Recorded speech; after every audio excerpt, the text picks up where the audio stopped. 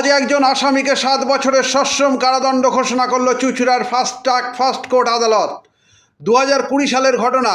Pandua PS case number 363/20।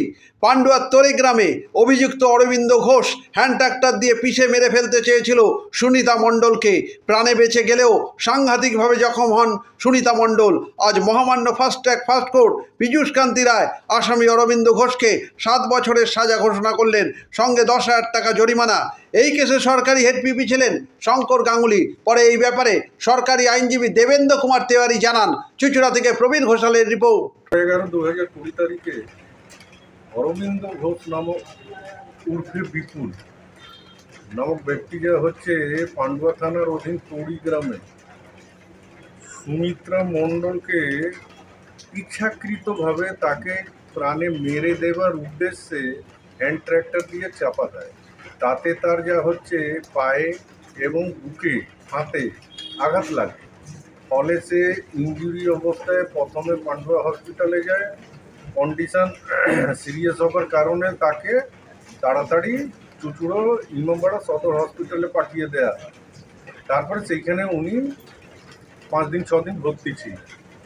পরবর্তীকালে 13 তারিখে ওনার নাতনি, ওনার নিবেদিতা ঘোষ অরবিন্দ ঘোষের বিরুদ্ধে পান্ডুয়া থানায় কেস করে। তারপরে এই কেসের চার্জ ফ্রেম হয় 279, 325 এবং 307 আইপিসি তহ। এই কেসের ট্রায়াল হয়। 10 জন সাক্ষী ছিল। আমি এই কেসের কন্ডাক্টিং পিপি ছিলাম এবং 9 জন সাক্ষী আমি দিয়েছি।